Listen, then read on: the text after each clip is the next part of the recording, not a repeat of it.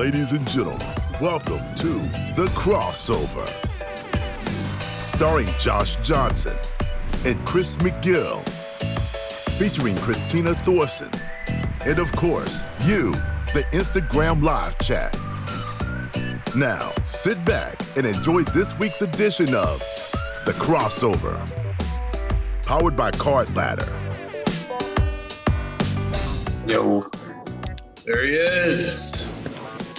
Heat check today, Phoenix. 112. That's crazy. Is that hot? I mean, just like 100 today, 101, something like that. I mean, that's pretty hot too, man. Yeah. Yeah, it ain't bad. Plus, we get a little more humidity sometimes, I think. Yeah. There are a few hockey fans in here who are waiting for me to give a take on the Conn Smythe Award, by the way. Oh, really? Yep. Like, we can't even start the show? You gotta do it this quickly? No, I'm just teasing it. Teasing it. It's coming in about 5 questions in. I saw we got the most likes on a comment, I think, ever on one of your posts. Did you see that? No, which one was that? It's probably going to be... It's the one that I was hoping to get to. It was... Do you want me to say it? Yeah, because I didn't notice. It just completely passed me by when I was gathering up the questions. I think it was 17 likes. It said... Wow. Something along the lines of, if you have a sports card account, can you just spare us with the political text? I did notice the like count, but that's so perfect because that's the first block of topics tonight is that. Yeah. Okay.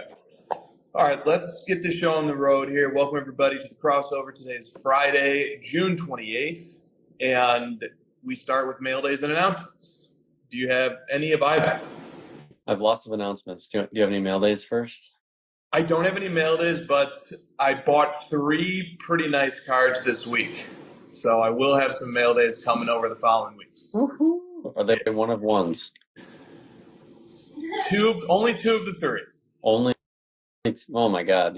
That's just pathetic. I'm slipping. I know. Yeah, and I know. Yeah, you have some great card ladder announcements. I do. It was a busy week for Card Ladder. All right, you want me to just get to it? Yeah, let's do it. All right. So it's a lot of stuff around certs and graded cards and more integrations into Card Ladder using GemRate's power. So shout out to Ryan. All right, first one is I found this card. It has a cert, and I'm going to use this card as my example for the night. Don't know why. It's sold recently. It's neat looking, whatever. Okay, so on the sales history, if you notice, we changed this to say search listing titles. So just to make it clear, when you're searching sales history, you're actually searching listing titles. We have this little pound sign for number. Click on that. Prompts you to paste in a cert, and you can now search by the cert for PSA, BGS, and SGC. I also added this the other day. I don't know if you saw this, Chris, but you can actually make it search just that specific grade. Yep, I did see that. Okay, so I'm going to do it for all grades. And there's that card. Here's all the sales. And bada bing, bada boom. That's the first piece. Second piece is I'm going to take that cert. I'm going to go to collection. I'm going to not show everyone my whole collection. And then I'm going to... We got this section is not new, but it was only PSA and SGC, but now you have the option of BGS. So all the BGS people out there are very excited this week, hopefully. Yep. Showing some love to BGS. Why not? So if you take that cert, add it to your collection, it already pulls the image for you. It pulls the last sold price in case you were the one who bought it, the purchase date, and it even breaks down all the details now. I don't know if you noticed this, but this is new. We used to fill out as much as we could. Now we've got all the details, including the cert you typed in, the population count. Like, we got all kinds of information pulled from adding to the cert. This is my favorite way of adding to collection. It's just easy. It's just the easiest way. And then what was the last thing? I think there was one more. I think, no, that's it. Add by cert. filling out more details and searching sales history by cert. And all this stuff is available on the app as well. All the exact same changes on the app as well. Yeah, it's very powerful. All you need now is a robot that retrieves your mail and can punch in the cert number, and you can just lay in bed all day and collect cards from a virtual reality headset. The dream of the Top Shot, the future. Yeah, Robin keeps making references in the chat to two collectors in one bed. I don't know what that means. That was an old crossover episode. Oh, okay. All right. That's great. Those are some really awesome updates. The power of being able to search by cert, add to collection by cert. I use the heck out of it already. Yeah, it's nice. I like being able to just have a separate place to punch it in, know which grading company you're picking, etc. Because I was gonna do it where it's like I'll just know what you do, but here's the thing: BGS has some of their certs where they've got zeros leading in it, and if you take the zeros off, it will still work. So it could be like 8 or 9 digits. And I don't know if you know this, PSA is about to go to 9 digits. Yeah, which is nuts. by force. Yeah. Well, they've been grading over 1 million cards a month for feels like a few years now. So I feel like they just got to the 8s. Like I have some cards that I graded recently that are in the 8s, and even like the late 7s, and they're like in the mid 9s now. Yeah. So someone in the chat asked if this new feature will come with a price increase. You can say who asked it. George asked it. George wants to know what's the upcharge on the new feature. Is that like a political softball question in the spirit of softball questions? Yeah. Yes. Yes. If you start stumbling, we'll interrupt you and thank you for your time.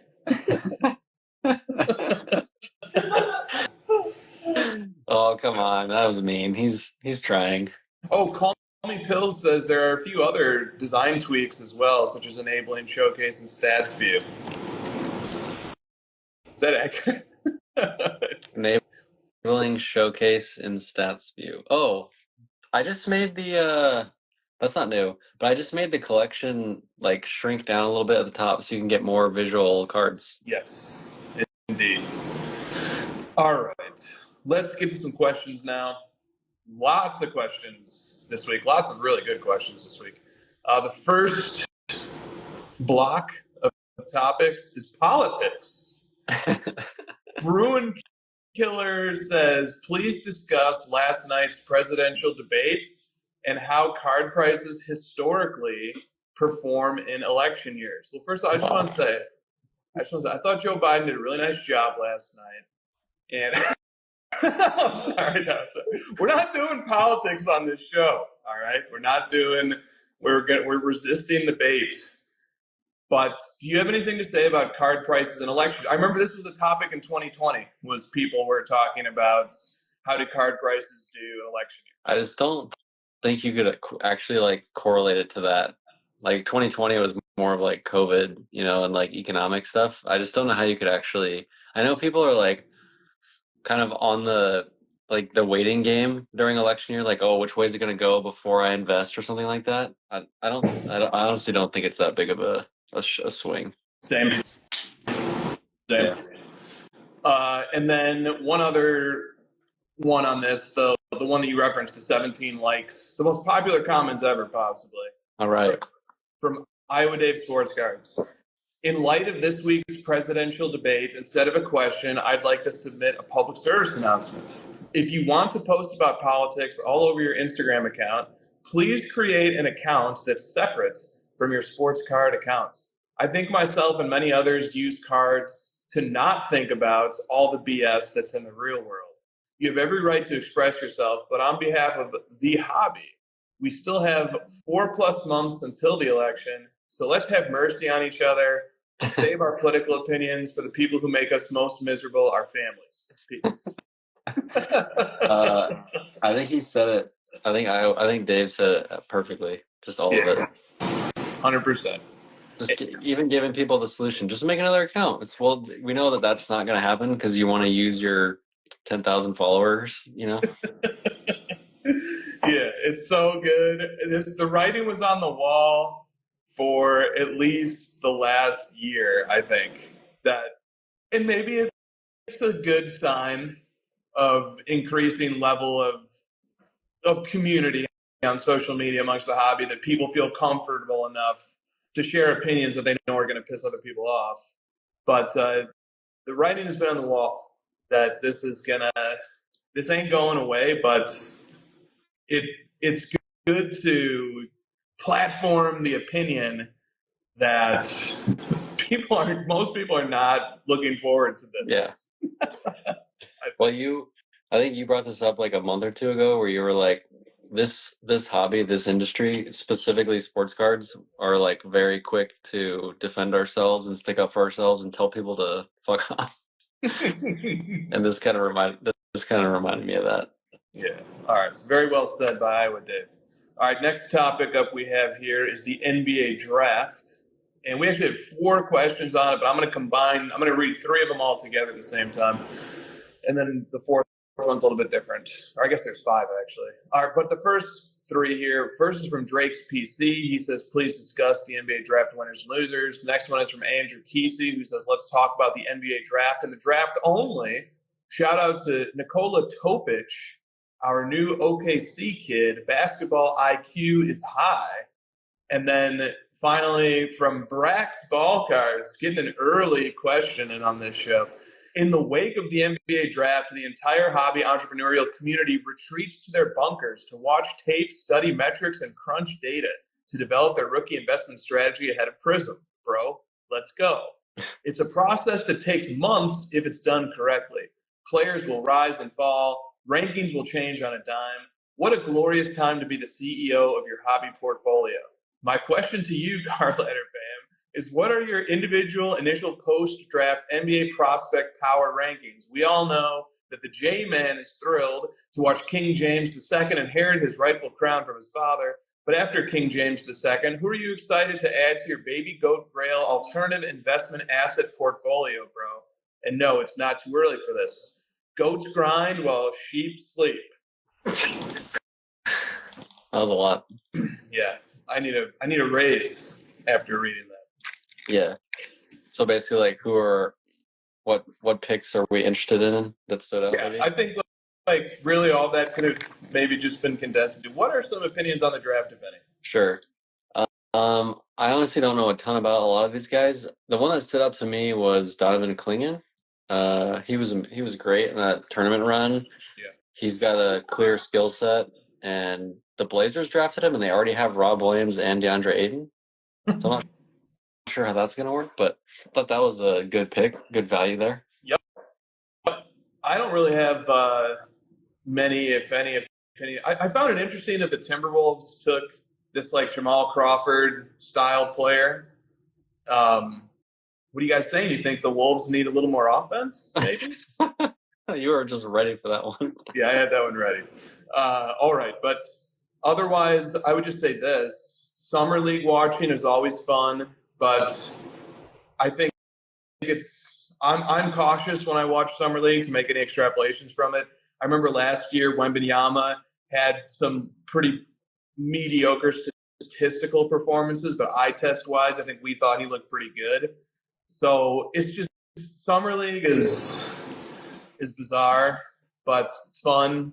And as far as I'm concerned, I like to wait, get a year or 2 or 3 of data on the player at the NBA level before I jump in. Can you even name 5 players from last year's draft?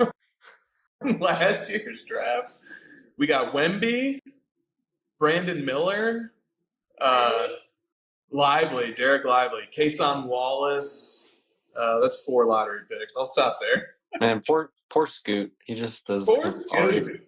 I even have a Scoot card, and I forgot. I think everyone gets really excited. They're like, "Oh, did you see who we got with the 37th pick?" And it's like, "Yeah, I won't remember in 2 weeks, but sure." Yeah. All right, and 2 more questions quick on the draft here. First from Ginger Jesus Cards. With the NBA draft being this past week, there were definitely some intriguing situations. One of them mainly being Reed Shepherd going to the Rockets while they still have Jalen Green. It definitely seems to me like a trade of magnitude is being brewed up. I'd just love to hear what kind of wild post-draft and or free agency takes any of you have. So now free agency takes, if you have any of those too. This is one of my favorite times of year for basketball. Are those two guys not allowed to play together? I don't know. Reed Shepherd will definitely come off the bench behind him. Reed Shepherd is a bit of an interesting prospect just because he had the highest max vert at the combine. And he shoots over 50% from three. He's got a 42-inch max vert. And he's apparently not bad at defense. He's a decent perimeter shot blocker. And he can get in passing lanes for a guy who's that small and slight. So he's an interesting prospect to watch just because there's just strong underdog vibes there. But he had 5 games with 5 steals too. Like he's pretty good in the passing lanes. Yeah, it's pretty good. What about free agency? Do you have any strong free? I was heartbroken when Tim Hardaway Jr. was shipped out today. Really? Still trying to pep myself up after we lost. Yeah, pick up the pieces of your life. Yep. I think I'll make it somehow. Yeah. Well, Josh Okogie opted out today, so I feel your pain. I didn't even hear that. That's how under the radar the Okogie. So what does that mean? He's looking for a better deal, basically. It's all these like $2.5 million guys that are opting out of our team. We can't even afford to get them back, anyways. Yeah, the Mavericks had to attach, I think, 2 or 3 second-round picks just to get rid of Timmy, and the Nuggets had to attach 3 second-round picks to get rid of Reggie Jackson. So there was a post today about the Suns' Instagram, and it was like, "Happy birthday, Bradley Beal," and like the first 3 comments with the most likes were just like, "You suck, 3 of 12, 6 turnovers, you bum, like overpaid bum." Like, yep, that's the state of free agency. Totally is. Oh, Ricky Puedo points out something. Russell Westbrook is reported to be leaving the Clippers in free agency this year. And do you have any favorite destinations for Russ? Let's see. Let me look through the worst teams in the NBA. Detroit. Yeah, I was going to say the Pistons. The Wizards, maybe. Yeah. He was pretty fun on the Wizards that one year. Remember that? They made the playoffs. Oh, that's right. Yeah. He had a fun year. It was like kind of like Russ is best served in the role of fuck all of you people. I'll just do it my way. Yep, that's where he needs to be. I agree. So I'm not thrilled that DeJounte Murray is going to the Pelicans just because it's another All-Star comes into the West and they got nothing back. None leave. Yeah. They got nothing back. They got Larry Nance and some picks. Right. Wow. All right. Right. And final question, draft related from NAS Productions. Was Zach Edey a massive deal at 9th overall, or is there high bust potential? I thought he was going like second round. Like people were making fun of him and stuff. You remember that? Oh yeah. There was like people were joking about him during the tournament, like, "Oh, this is great that he's making it this far, but he's going to the second round. What do you guys even care?" And then he went 9th, so I guess he's pretty good. Yeah, there's with all due respect, some Adam Morrison, Jimmer Fredette risk here of a guy who's like a great college player. And Edey, without a doubt, is one of the best college players ever. Like, he's got one of the highest box plus minuses, one of the highest player efficiency ratings, very efficient, very productive player. But there's real bust potential here. He's huge. Just he give him is the ball. Like, one of the draft sheets that I was reading compared him to Boban Marjanovic. And that's a guy who had a career in the league. You know, he played. He was a starting player on the Mavericks in the playoffs not that long ago. So there was I think one of the questions was talking about the Simmons podcast where they were joking about like how bad this draft is and who you'd have to trade to get the number 1 pick. Yeah. And so if Edey's the 9th pick, are we saying he's actually like the 18th pick or whatever, according to them? I guess that's what they would have to say. Speaking of that, there was one more question here that I categorized elsewhere, but I should put it here. It's from Mohammed, Yeah Man Cards. I was recently listening to the Bill Simmons podcast and came across the What Would You Trade for the number 1 pick segments. Do you remember that segment? Okay. It was really funny as this year's draft is considered to be one of the worst drafts in history, and thus something that is considered very valuable is actually being dumped on a lot. Okay. And like these guys were proposing like nothing to Trey Murphy, I think was like that was the the guy they cutoff. landed on. Yeah. Yeah. They're like, no, I'm keeping Trey Murphy. Herb Jones, they were like, ah. So my question is, what is the number one pick in the hobby right now? I hope that makes sense. And then JD9 Cards replied and said Jason Tatum cards.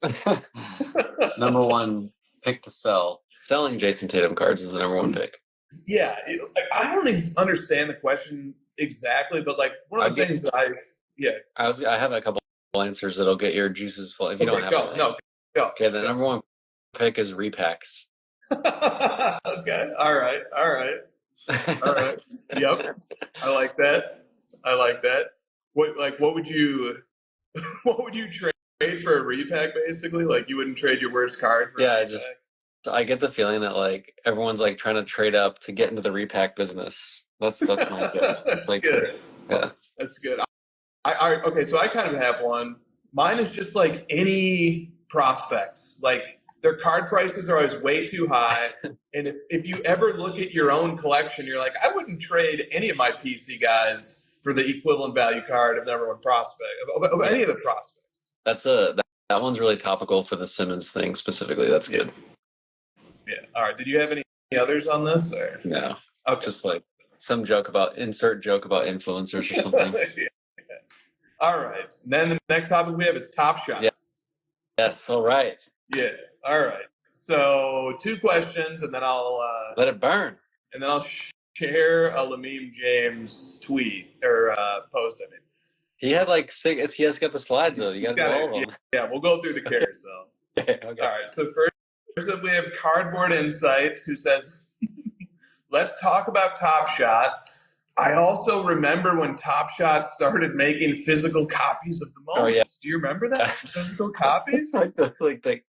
They were like glass-looking cases, right? Yes. Yeah. All right. That. And then Drake's PC wants us to discuss the Top Shot lawsuit. Basically, my understanding of the Top Shot lawsuits is that some owners of Top Shots sued the creator of Top Shots for issuing securities, which they're arguing Top Shots are securities without approval from the SEC. That was the gist of the lawsuit, and then the lawsuit got settled for I think $4 million. So there was no adjudication of this issue; it just got settled, and then that leads us into Lamim James's series. So Lamim James is quoting Darren Ravel, who says, as part of the Top Shot settlements, anyone who owned one of the 33 million moments over the time period, like the relevant time period pertaining to the lawsuit, will get 12 cents per moment. And then we have the carousel here. So he posted a Top Shot dunk that went for $208,000 back in 2021. Oh, then this is great. This is why this is a topic. This is a tweet from February of 2021 from Top Shot. Quote, "This has everything the sports card world has, but better and faster. This is the future." All right. Thank you, Top Shot, for that. This is 12 cents. 12 cents is crazy. Me opening my Top Shot account after 3 years to collect a $1.20 settlement. Top Shot right now, it's over. It's never been over. You said that is that it? Oh my God. I think there's still more. Oh God. You hodled with conviction your Top Shot moment and now get 12 cents each as compensation for all the pain, suffering, and anxiety you've endured over the last 3 years. Free basketball highlight clips that somehow sold for thousands of dollars in 2021 and 22 are now worthless. Jeopardy, what is Top Shot? Oh, man, it just keeps going. It just keeps going. All right. Thank you, Lamim. So I just did some quick math on my little calculator app. 12 cents a pop, and they paid out $4.5 million. Yeah, something like that. Yep. So how many Top Shot instances did they have to pay out for? Feels like a lot. Well, you just do, if they had to pay $4.5 million at 12 cents a piece, that's 37.5 million Top Shots, or whatever we're calling them. And the world of cards isn't quite 37 million. And it's got 100+ year history, and Top Shot generated 37.5 million instances of these things like that. In the snap of a finger. This has always been the issue with this stuff.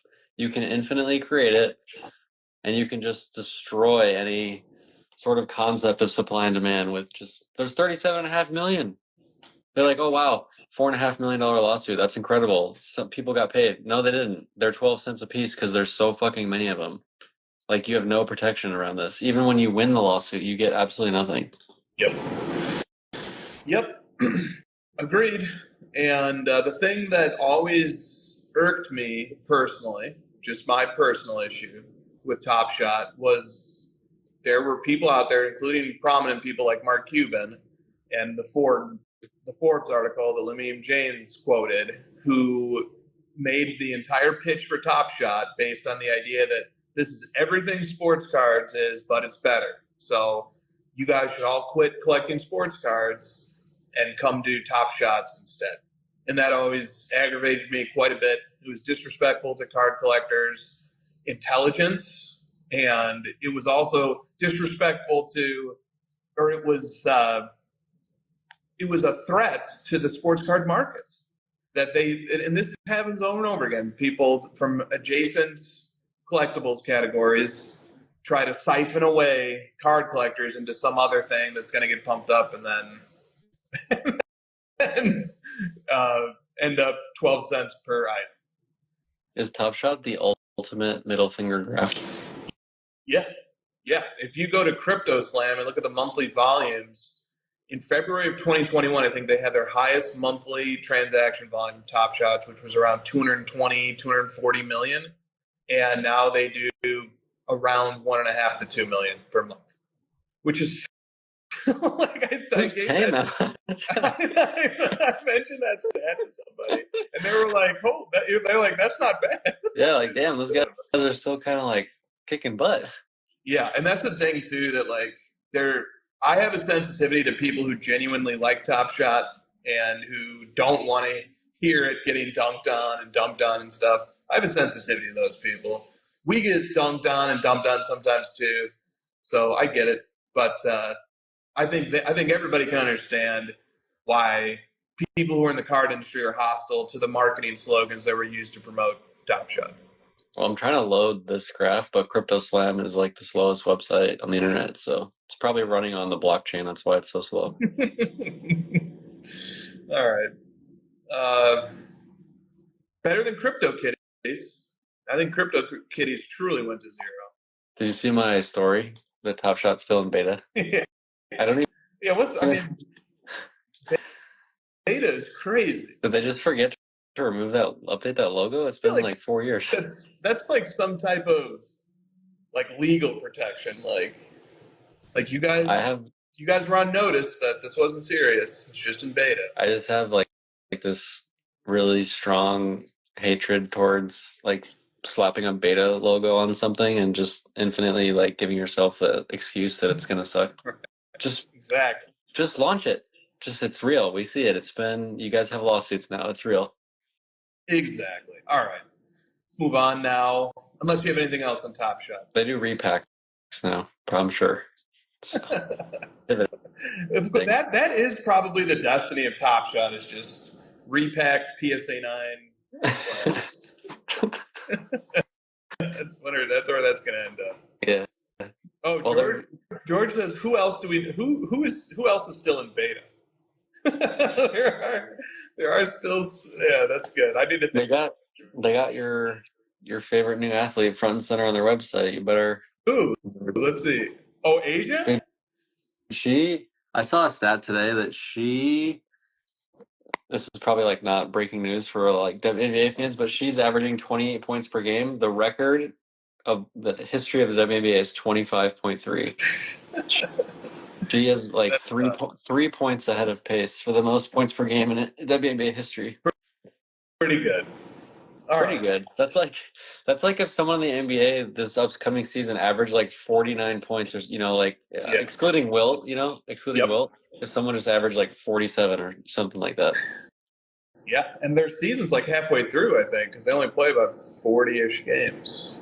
Yeah. All right. So now let's get to the rest of the questions here. From Coastal Collection 29, what are your thoughts on Connor McDavid's legacy? He won the Conn Smythe Trophy as playoff MVP. And let me just clarify that the Conn Smythe Trophy in the NHL is an award voted on by sports writers that goes to the best player through the entire playoffs. It's not a finals MVP. It's not a Super Bowl MVP. It's a full playoffs MVP. So McDavid won the Conn Smythe Trophy as playoff MVP. He was only the sixth player to do that while playing for the losing team, and he was the first player to do that in the salary cap era. So now he has 3 regular season MVPs and a playoff MVP, but no cups yet. Would appreciate your high-level thoughts as a non-hockey fan and sober second thoughts. He had the most points in the playoffs, and second most was 10 behind him. So, I think that was the third or the fourth most points in any playoff run. and it was mostly assists. He had 34 assists and only 8 goals. And his teammate, Zach Hyman, had 16 goals, double the amount. So he's more of a distributor, which this is where I'm going to stop pretending to know a lot about hockey, like in the value of a passer versus a goal scorer. But this is similar to Gretzky. Like Gretzky has more assists than the second most all-time total points, which is goals plus assists. So it's similar style. Totally. And I like how this question was framed. I like your answer. I like the fact that there's people who know a lot more about hockey and who care more about hockey than us can glean something, can learn something about their sport from the perspective of people like yourself and I who took a fleeting interest in just like the final game or two of the Stanley Cup Finals. So I think it's fine. It's acknowledged that we don't know very much about this and that we're new to this. And that's where these takes are coming from. We're not pretending to be experts on this. We're not experts on this, but we're giving takes on it anyway. I think that's a useful perspective. I would always be interested to hear if somebody just watched the NBA Finals for the first time. I'd love to hear what they think about that. Right. They're like, why do people think Tatum's better? Yeah. All right. Well, I was going to say, if this award exists in the NBA, I just don't see how you could possibly give it to anyone but Luka. Yeah, and I think so. I love the fact that Connor McDavid didn't even come out to receive the award. And I love the fact that the Florida Panthers fans booed the award. Yep. I think it's a real killjoy to win a crazy Game 7 after losing 3 straight Stanley Cup games and to come back and win that Game 7. And then, they're giving the most prestigious award of the playoffs to the other guy on the other team. I just think that's such a killjoy. And like the announcers were chastising the fans, like, "Oh, we don't do this in hockey. We don't boo in hockey." Bullshit. I've been to hockey games. All you do is boo. Yeah, so I just thought it really hurt the vibe meaningfully that a Florida Panther didn't win that award. I understand why a Florida Panther didn't win that award, but then the place that I land at is that who cares about a playoff MVP? Like Luka winning a playoff MVP would have been ridiculous. He only won 1 game in the finals. It just would have been ridiculous for him to get playoff MVP. And the problem with playoff MVP is this. In the playoffs, unlike the regular season, people play very different competition. So in the regular season, 82 games, roughly everybody plays everybody else about the same amount of times. So you have a sample that's fairly apples to apples comparison. If you want to line up people's plus minus, their advanced stats, their box score production, it's pretty comparable. In the playoffs, you can have situations like the Celtics this year where you never even played a team with their best player available until the finals. You also also, if you're a top seed, you get to play an 8 seed, and then you play a 4 or 5 seed, and then maybe you're going to have to play a 2 or a 3 seed. So certain teams have much easier paths. And how do we compare the stats of a guy who went up against an 8 seed and then a 5 seed and then a 2 seed? How do we compare those stats against somebody who played a 1 seed and then a 3 seed and then a 2 seed? You just those stats, the samples are not comparable. It's not an apples to apples comparison on stats. So the idea of a playoff MVP, it just doesn't make a lot of sense because everybody's playing very different levels of competition. What does make sense to me, what makes a lot more sense to me, is a finals MVP. Because in that instance, you're just examining, you're trying to get at the question of, if we presume that these are the 2 best teams in the league because one team won one conference, one team won the other conference, who was the best player for the duration of the championship series or the championship game in the case of the Super Bowl MVP? In other words, who was the best player on the best team? And that's why I like a finals MVP or a Super Bowl MVP award, because it's just saying on the biggest stage, who was the best player when it mattered the most? I get the concept of that. I think there's value in that. I get the concept of a regular season MVP. I think there's value in that. A playoff MVP, I just don't see much value in that award. That's my take on the Conn Smythe. Yeah, going back to the legacy thing, again, like, I don't know how hockey fans feel about that award and legacy, especially given that it's separate from him actually winning. I would assume that the legacy was hurt a good chunk by not winning the game itself, and this adds maybe just a tiny bit, like maybe winning like a less than a regular season MVP award or a Hart Trophy for hockey, less than a Finals MVP. That's my thought on it. Yeah. I mean, I went and I looked up Gretzky. So Gretzky has 9 regular season MVPs, which is unfathomable, and Gretzky has 4 Stanley Cups. Do you know how many playoff MVPs Gretzky has? I think you said 2. 2 playoff MVPs. So that means that 2 of the years that he won the Stanley Cup, he didn't win playoff MVP. One of the years it went to Mark Messier, who was a teammate of his, and then one of the other years it went to, I believe, a goalie on the opposing team who lost. Who lost? So this illuminated to me how much I would hate it if a player from the losing team ever did get Finals MVP in the NBA, or if a player on the losing team got Super Bowl MVP. It would really illuminate to me how much I would hate it.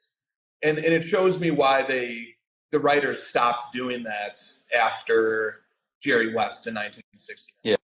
So I get it. Like, I didn't really get it before, and I totally get now why it has to go to a player on the winning team. It's much more enjoyable for me to make fun of Steph Curry, knowing that Andre Iguodala has a Finals MVP. That ends up making it better.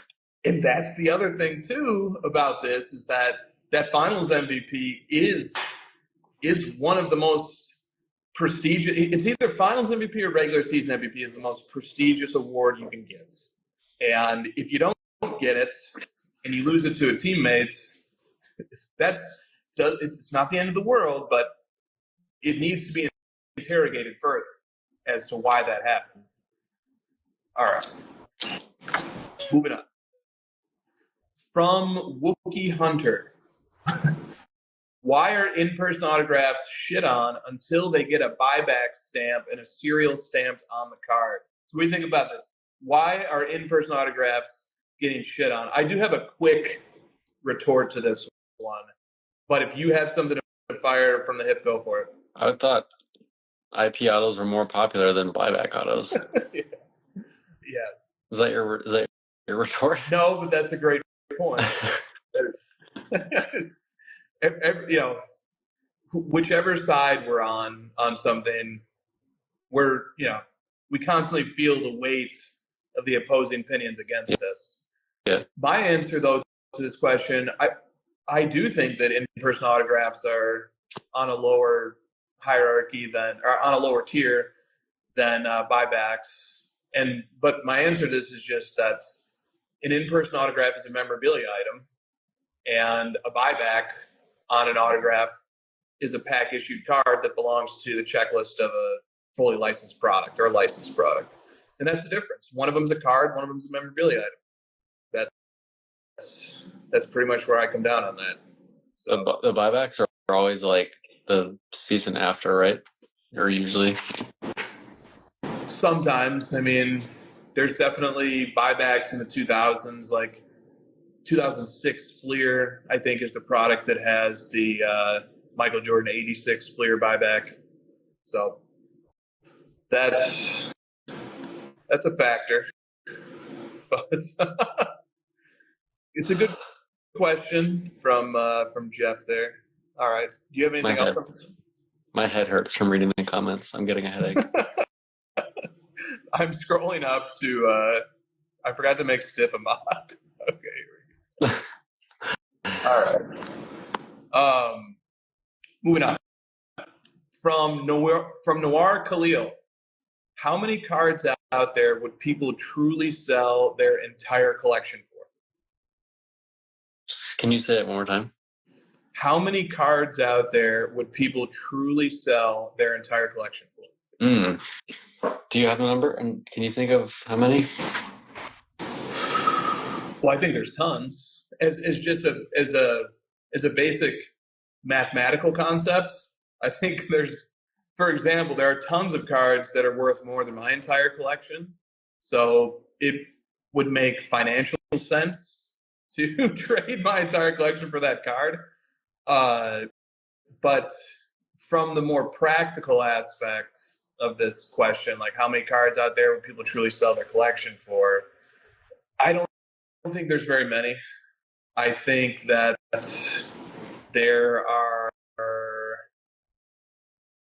there's so much more wrapped up in a collection than just the value of the constituent parts that, like, the most well-known example of this in the hobby is MK, who will trade his whole collection for Michael Jordan PMG Green if it ever becomes available.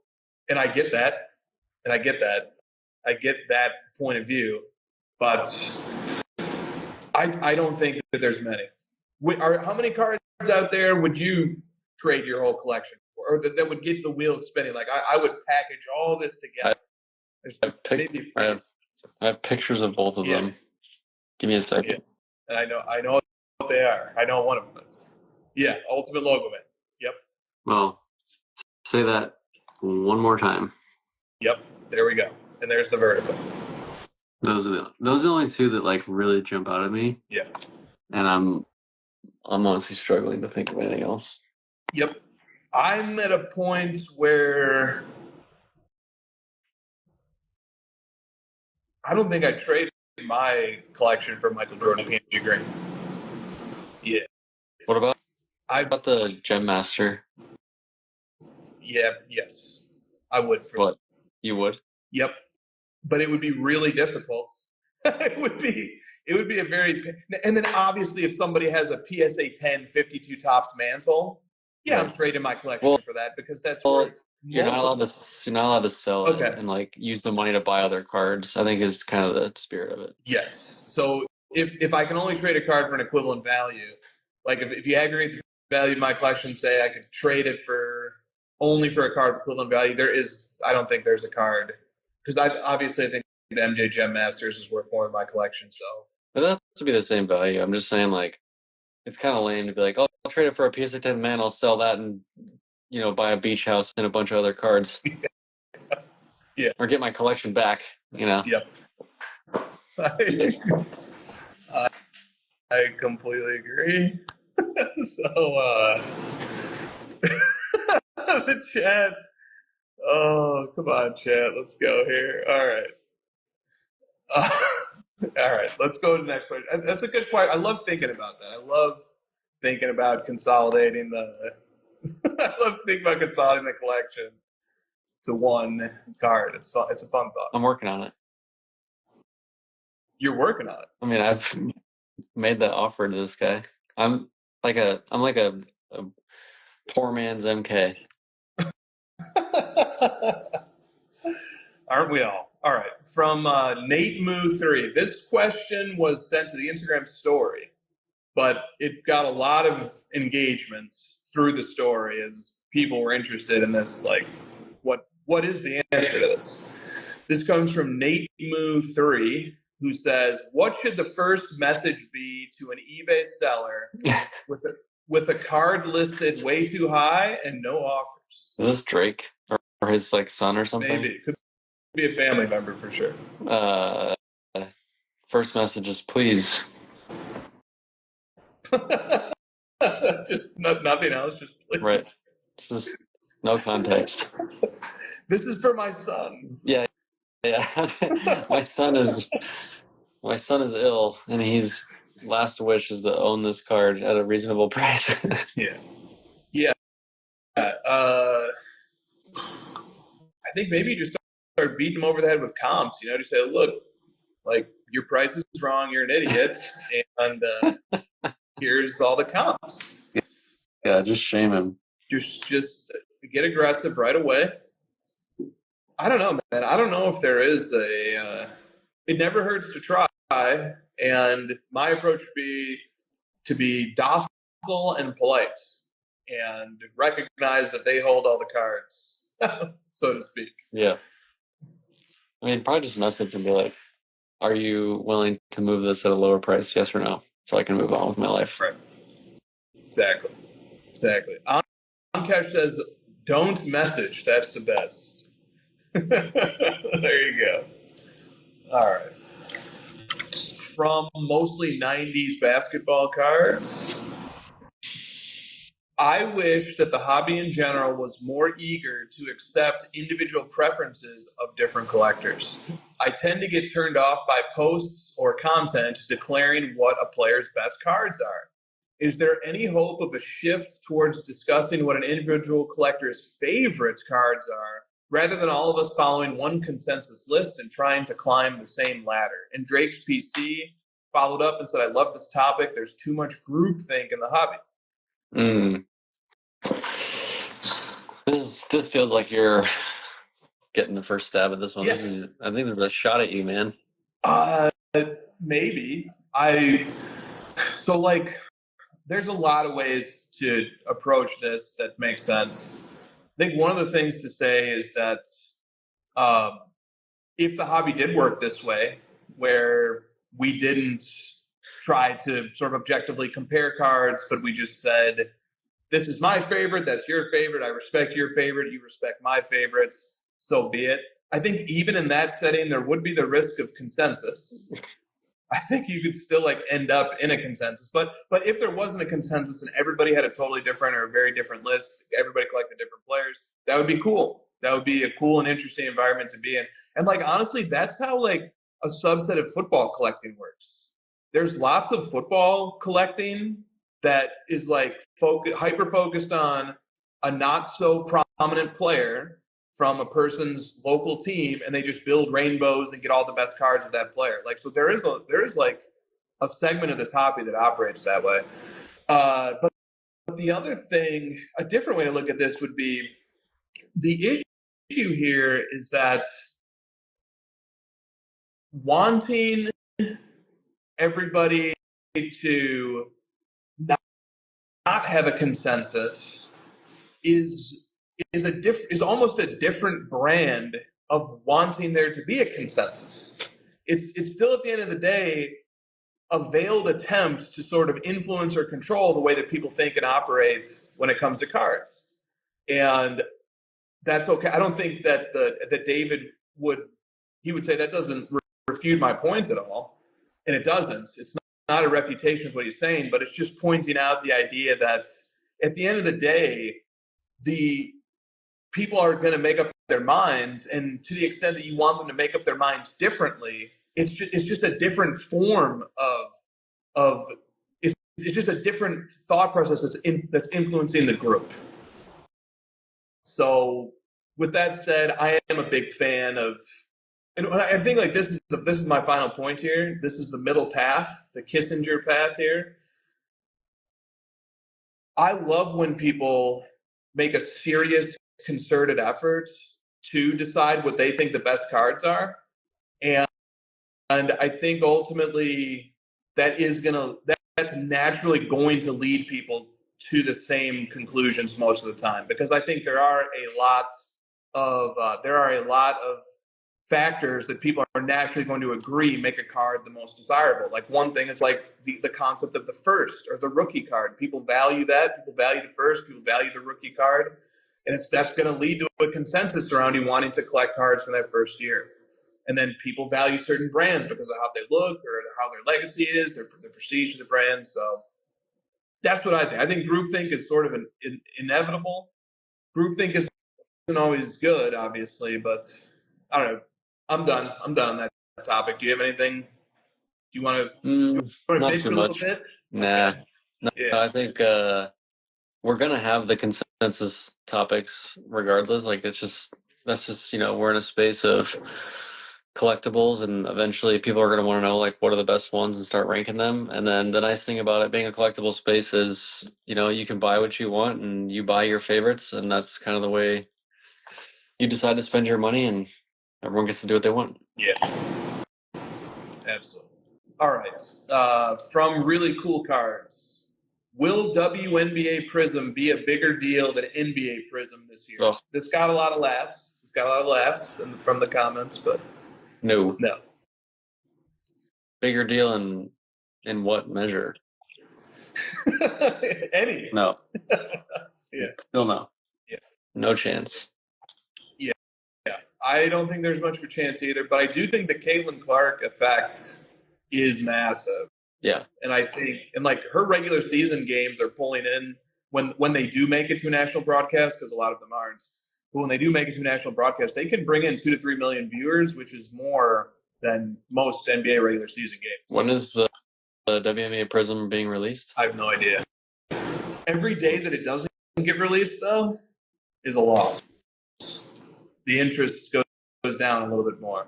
Yeah, because the season's like half over, like you said. Release it now. Yeah. Clark Mania. Yep. It should have came out like right around the draft. Dude, that would have been perfect. People would be all over it. Yeah. All right. From USMNT soccer cards, how far is too far in regards to putting a premium on the first year of a set? This is the same as the last one. This one's all you, man. How far is too far? Like, I've even thought about, like, this might be an example. I've even thought about just, like, selling all my cards that aren't rookies and just getting all the best rookies. Yep. Just because, like, it's the only year that I can point to that's, like, these are the discernible cards that I feel... Because if you're in the game of consolidating, wouldn't you just, like, consolidate to that, logically? But what is that too far? It's not too far, but what do you think about the idea of, you obviously collect LeBron fully licensed exquisite cards end in the 2009-10 season. So although it's a bigger purview than just rookie, it's still really limited. And you just have that one chunk of LeBron exquisite cards from 03 to 09. Yeah. What about, is that too broad, or is that limited enough? I mean, that's basically what I'm doing. It's just I just have to put borders around something. Like we can't I can't buy every card. He's got 22 years of cards. It's just too much. I can't afford everything. So I have to make up my own rules of what I limit. And the more that I limit and the more that I move through the space, the more I just want the rookies. Yeah. I find myself going that way too, even though none of the cards, I said I bought 3 cards this week, none of them were rookies. But I definitely feel myself moving in that direction too. Yeah, but Jokic doesn't have as many sweet rookies as you would want. No, he does not. No, yeah. He does. Like if he had like does he even have an optic 1-of-1 rookie? No. He doesn't. He doesn't even have an optic. Wasn't even released in 2020. Does he have select? Yeah, he has 1 rookie card in selects. A die cut. Yep. There's a black. There is a black. It's never been seen, but I would do a lot to get that card if it ever showed up. Yeah. You guys are buying wax trying to get that one. Yeah, we opened a case and we didn't even hit one of his base rookie cards. But like those cases were a lot more loaded back then. There was like 2 or 3 black 1-of-1s in that case. Like you're not even going to get one black 1-of-1 in a normal case. Those too far are just saying like people that only collect rookie cards, which is definitely a thing. Yeah, I think about this. All right, so 2012 Prism is an example of a first release that gets a huge premium. Think about the value of the LeBron Prism Gold from 2012 versus the LeBron Prism Gold for 2013 or subsequent years. Huge multiplier. And so I think like, is there too high of a premium right there? And then you think about other products. There's lots of other products where the first year doesn't seem to matter that much at all. You know, like the first year, who cares about the first year of Recon? Who cares about the first year of Flux? Yeah. You know, so it seemed the premium seems to matter a lot more just for certain types of cards. Even like if you go to 90s, like there's like a pretty big premium on the first year of Finest, pretty big premium on the first year of Topps Chrome. So like you're really only seeing those premiums, I guess, when it's one of the most prestigious brands. And to me, there is a big premium on the first. I think it just gives you I just think about like if I'm on the floor of the National and someone comes up to our booth or I'm talking to a dealer or something and we're talking about cards, like it's such a trump card if I'm just kind of talking about why I like something to be like, it's the first issue. It's the first ever release. It's a really compelling argument, I think. It's hard to if somebody had like their 2013 Prism Gold LeBron and I had the 2012 and they were like, mine's better because it looks better. And I'm like, yeah, but mine's the first. I just feel like that wins the argument. This question also reminds me of, well, like once a year, get the question like, is BGS 9 undervalued? Is PSA 9 undervalued? You know, the trends and the graphs keep continuing to favor the PSA 10s. Yeah. And like we keep moving more and more closer and closer to infinity for PSA 10's first issue. And I just feel like it just is going to keep going that way. Like eventually, like the other stuff's just going to fade off anyways. We're just going to keep having this conversation. Yeah. Yeah, and you're right. Like eventually the pendulum swings far enough where it's like our second year card's undervalued. Yeah. There was another question sort of similar to this that came from Paxton Slap who said, should I go on a parallel run that I can afford, starting with the rookie card up through the latest release? And so to me, I think about like in my McCaffrey collection, I have a parallel run of all of his Prism Black Finite 1-of-1s. So should I do that, or should I focus on high-end rookies only? Yeah, good question. It's and like I tried to think like even though logic really like compels me to say focus only on high-end rookies, eventually I just get the itchy trigger finger and I'm just on eBay and all of a sudden like I'm buying 3 cards because I'm like, you know what, like how long am I going to wait for the Jokic 2015 Select Black to show up? You know, how long am I going to wait? It's just, if it does show up, then I'll consolidate and I'll sell some of this stuff, but I still need to get a mail day going here once or twice. And I think about even the McCaffrey collection. Like I consolidated a ton of McCaffrey cards into getting the NT Shield autograph 1-of-1.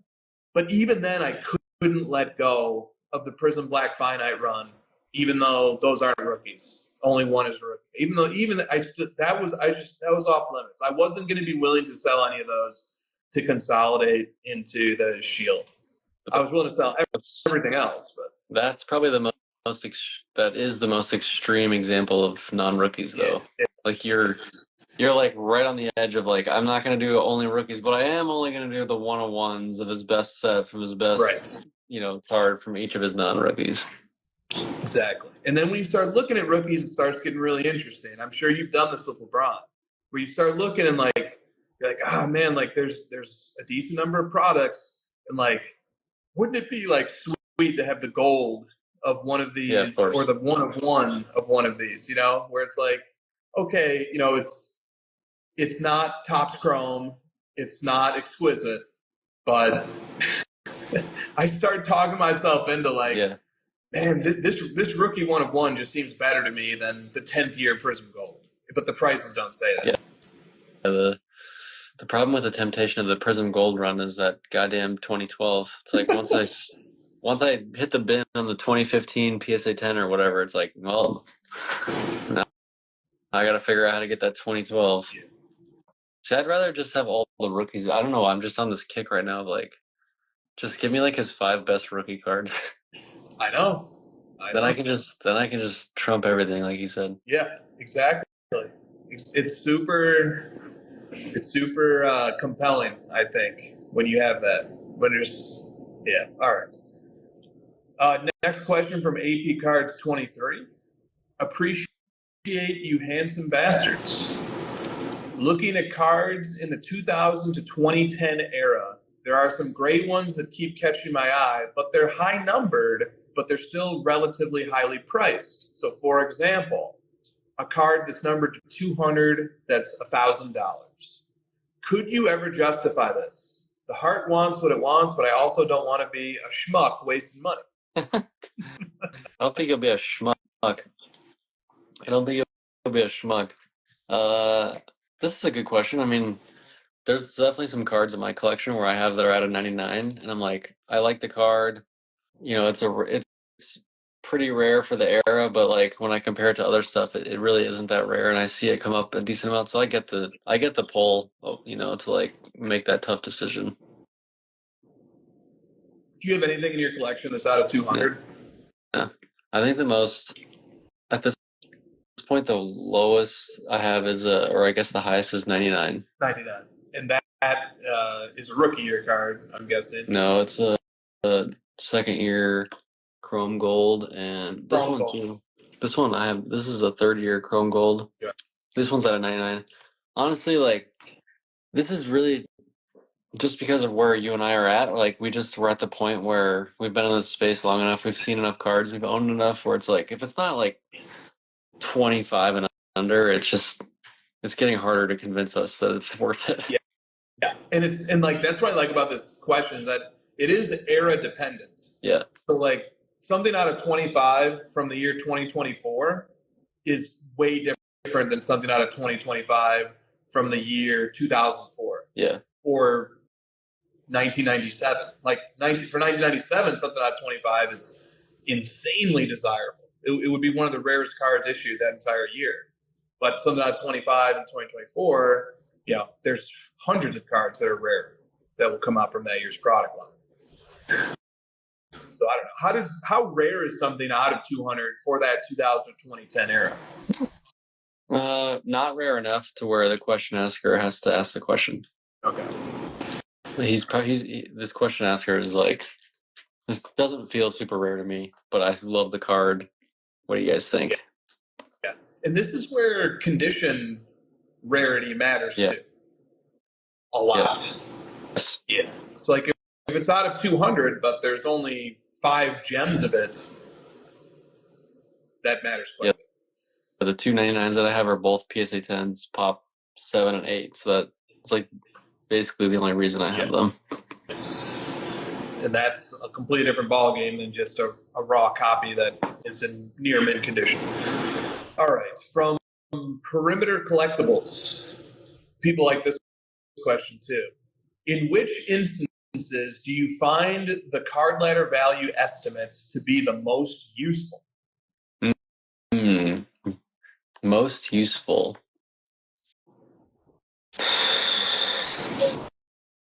I like using it on like older sales.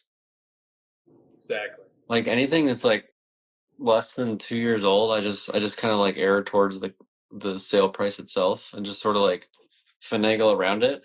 But older than that, I'm like, you know, we're just sort of making stuff up as it is. We might as well use a number that is doing the math for me of how I would have made it up. Exactly. That's exactly my answer too. The card ladder value is just an algorithm that has created a shorthand version of the mental math that we would do before such algorithms existed. And if it was a card that was a year, 2 years, 3 years even, the most recent sale is within a fairly recent time frame, there really isn't a need to sort of get too complicated and get too fancy with trying to triangulate a price. I think you can go with your gut. You can sort of go with your instinct on which direction the market is moving in, and you can look at comps.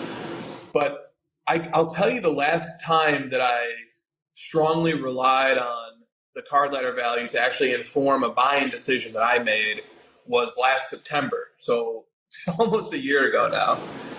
And it was for a card that last sold, it only had one other sale, and the last sale was from 2019. And then I'm in 2023. So it's a 4-year gap. And I didn't use the card letter value to like give me like, oh, this is what it's worth. You know, I didn't. That's a minimum confidence level. It's a 1 out of 5 confidence level on the card letter confidence interval scale. But what I did use it for was to say, ultimately, I ended up buying the card at auction for half of what the card letter value was, and I used that to say I feel okay about that. I don't feel like because sometimes I can bid too much or get too carried away, and I felt and I used that to sort of feel okay about the price that I paid. So like there's an example of a more practical use case where like I'm not using it to tell me what the value of the card is, but I am using it to sort of say, hey, look, if I got the card for way less, okay, that's a data point that matters to me. It's a data point that says this player's index was up a ton since 2019, and this card only went up a fraction of that. And I feel okay about that. I like that. It's like you put a ceiling on yourself of your own confidence and enjoyment out of, did I overpay? Totally. Here, I like this example. So this card sold. This is a huge card, obviously, right? Big, expensive card, 1 of 1, second year, Topps Chrome, PSA 10, Super Fractor, 1 of 1. It sold for $720,000 on Heritage. Do you remember this? Yep, I sure do. And so there's a whole story about that card coming out of like a pack at 7-Eleven or something. Right. Yeah. So somehow I had a lot more money than I have, and the buyer of this came to me and was like, hey, well, I'm making this available. I bought it a few years ago and I'm ready to get out of it. If they came to me, I'd be like, I have no idea. That card sold sort of like in the mayhem of 2020. I have no clue. But I could at least come here and be like, okay, it's probably about half. We'll start there. That's like where, like you said, I'm starting at that mental spot of like, it's probably not worth 720 anymore. And it would probably be offensive to say 350, but I have it in the back of my mind of like, this is probably where like the ballpark I'm in. Yeah. I love what Chewy says here in the chat, by the way, which like speaks to kind of what both of us are doing here. He says, I hate that people use data to make sure they always underpay. It is true. It is frustrating from that side. It really is frustrating from that side. But maybe the big term, the long-term implication of that is that it creates a more stable market. Yes. And can I give a counter to this? Yeah. This train of thought where like sellers are angry that buyers are using comps, and it's like this constant battle. This is going to sound mean. You're the one that wants to sell the card and get rid of it. So, I have some power to like tell you how much I want to pay for it. That's the way it goes. If you don't want to sell it at that price, then just keep it. I mean, if you don't, Yeah. I don't know. Like the buyer gets some of this power as well. It's not just that the seller owns it and they have all the power. If you're trying to sell it actively, you have some need to get rid of it. You want money instead of this, then you're going to have to like be willing to be reasonable and go to some sort of comp. Otherwise, you're just not going to be able to sell it. Totally. All right. Moving on here. Drake's PC says, compare and contrast the new graders notes from PSA to subgrades from BGS. Are graders notes simply a detailed explanation of subgrades? I think of it more as like subgrades give you the picture of like all the different breakdown of what's going on with the card, but this grader notes is like, if something gets a PSA 4 or a 7, I just want to know like high level what happened. So even just like one line like they're going to be doing is like, oh, there's a big ding in the back. This is why. Yeah. And because even with subgrades, if they're like, oh, it got a 6 for surface, and you're like, where on the surface? At least the notes would say like top right in the back. There's a whatever spec. Yep. Have you seen some examples of the PSA grader notes? I've seen that it's pretty short and to the point, which I'm okay with. I'm okay with that. It's super. I saw somebody got a recent grading order back, and they showed some of the grader notes, and it was like one of the notes was like backside all corners. Yeah. One of the notes was like chipping top edge front side. See, perfect. I mean, that's what I was thinking is like corners. Which corner? Which side? If it's more specific, I think I like that. Yeah. Yep. And like the case for me that this is going to really clarify, because sometimes it's hard to see what. Yeah. Okay. So you're showing some examples right here. Grader note examples: corners, bend, top left, edges, frame, center right, surface, deterioration, front, top head. Yeah. This is going to be super helpful for me because sometimes like I'll get like a 4. Yeah. And I just want to know, like, is that because of a crease in the card that I didn't see? Or something like that, then I can just crease, top, center, back. Yeah. And then it's like a curiosity thing of like, I just got to know, man, just tell me why. Just why is this getting a 4? A 4, that's a good example. Exactly. All right. You almost want to send that 4 back just so you can get this grader note. Right. Yeah. No, I know. I would. There's a few cards that I would like that for. All right. But the new slabs are pretty hard to crack open, so I don't know. I'd have to just send it back just to get the note. Is that a thing? Well, I haven't tried cracking one open yet, but I've heard that they're tough. I've heard that people have to break out chainsaws to get them open. Like it's a more dense plastic? Yeah. What do you think about that? Like, because I know a lot of people like to crack and regrade and stuff, or crack and send to BGS. Is that like, are people less likely to grade if they don't think they can crack it? I think that's super interesting that they would do that, because a lot of people have pointed out when they've commented on this that it's good for business for PSA if they do get crack and resubs, presumably. That's a revenue boost. So I would say maybe, if the purpose of the thicker slab was to prevent crack and resubs, good on PSA, I guess, on some level for wanting to, prevent the crack, prevent the game of the roulette spin of cracking and resubbing until you get the grade you want, which pisses off a lot of people. Right. Well, get your episode caption pen ready. The real winners here are the turtles. Okay. I always love this rant. Let's do this rant. Less plastic in circulation, less cracking, less wasteful plastic being dumped into our oceans. Turtles winners. Nice. That's like a real butterfly effect type thought process. It's there. Good. No, if we were doing like winners and losers, turtles. Winners, turtles, losers, trash island. Trash island is not going to get the inputs it needs to keep growing. I was like, the only time I was actually hopeful for something out of that stupid presidential debate, it was like, come on, talk about climate or plastic waste, and they both just like, you know what, your golf swing sucks. I'm like, God damn it. We almost had them. We almost tricked those guys into talking about something. Dude, that golf swing exchange was great. I did not have sex with that porn star.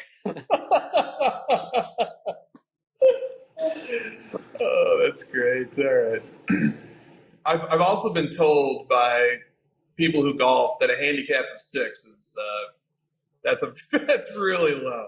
That's like a scratch golfer. That's like you're coaching at your local. You're like coaching other people at your local. Yeah, right. Course.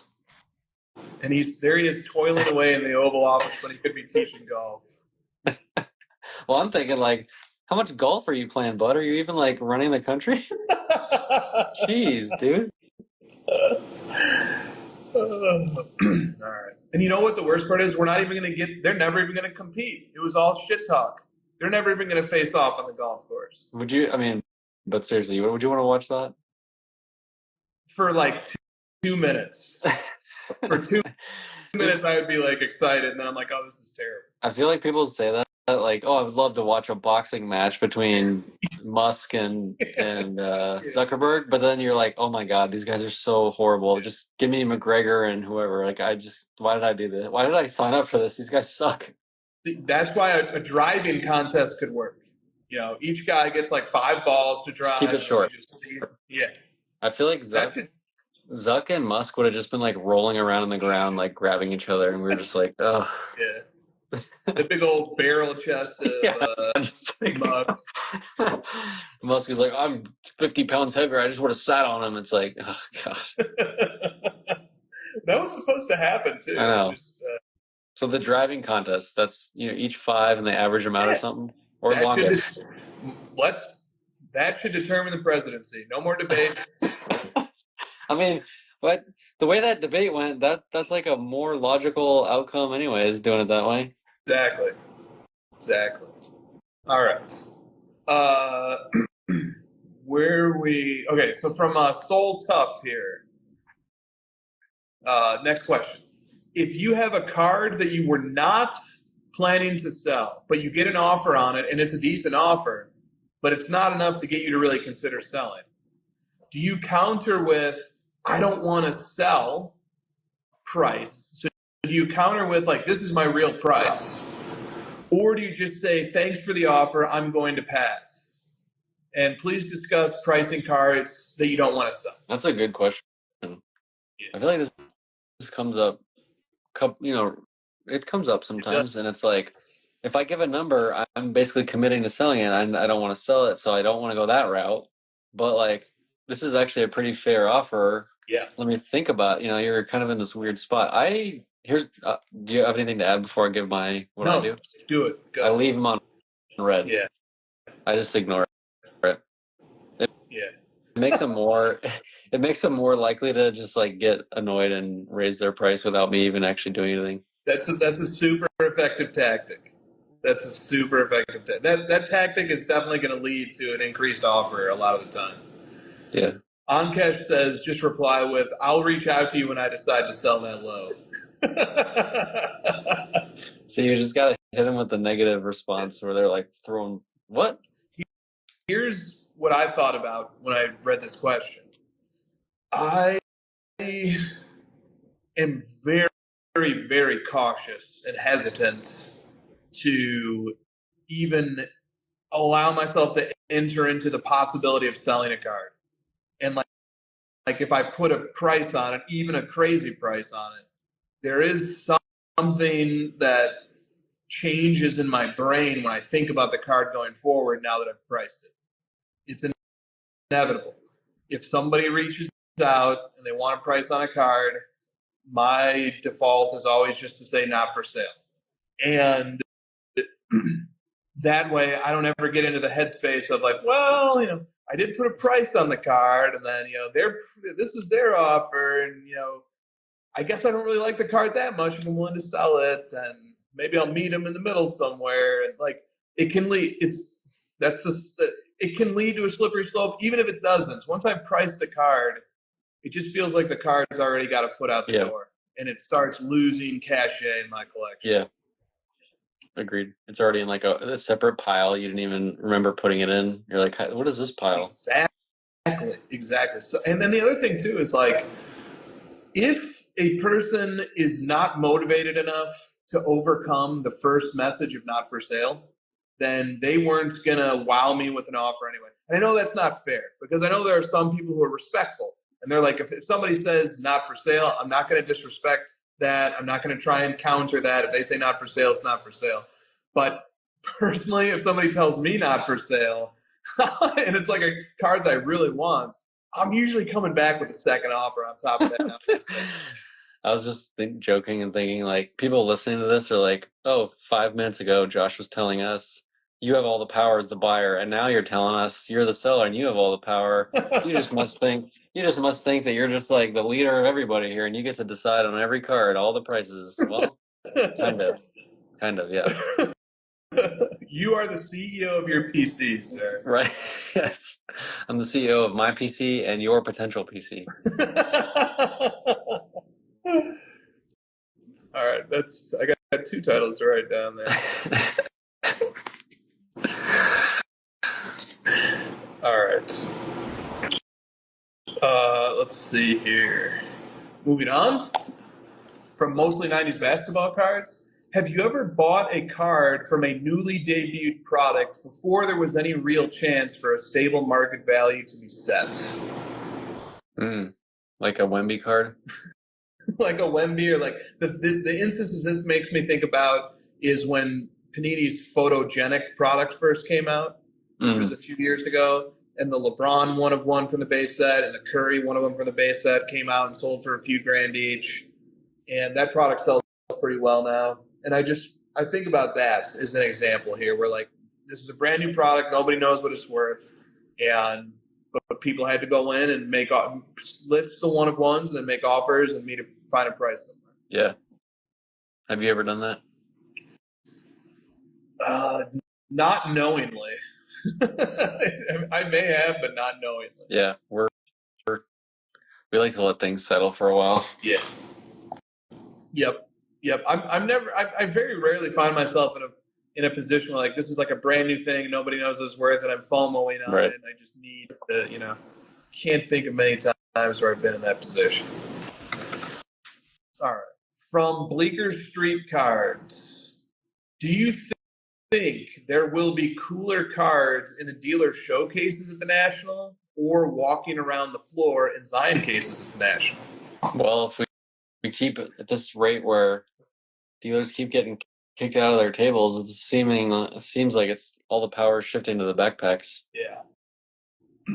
I feel like it was the backpacks before, anyways, because one of my main issues with these shows is like it just sort of lends itself to have dealers that are already dealers from previous shows being dealers at this show, so you kind of like see their inventory, and those dealers typically have online stores that I've seen, and so you kind of like get to the show and it's like I remember seeing these together on someone's Instagram or eBay store. But the National is like the one where you do see like some stuff you haven't seen, which is great. So, but if this is turning into like all the like new people are getting kicked out for the incumbent dealers, then that might be an issue. Yeah, that's an interesting angle that I didn't even consider for this question, but I think that's probably an angle that influenced it. One of the things, in addition to what you said about sort of the limitation of the showcases, is that a lot of times dealers don't really put all their best cards into their showcase. Sometimes they're sitting under the table. Sometimes they're, they didn't even make it to the show. And on the other hand, people who are walking the floor at the show with backpacks and suitcases and Zion cases, sometimes they have their PC with them. Yeah. And it's just loaded with heat, with great cards. Because when a dealer puts a card into a showcase, it's essentially like an invitation to make an offer on the card. But so you have to be careful about what you put out, and you have to be, when you have 3 different people you're talking to, you need to know what everything's worth. But like when you're just kind of hauling your PC around and just showing it off to people, maybe you'll make a trade if like somebody has a card you really need. It's just more comfortable to have and to be loaded up with all your best stuff in that scenario.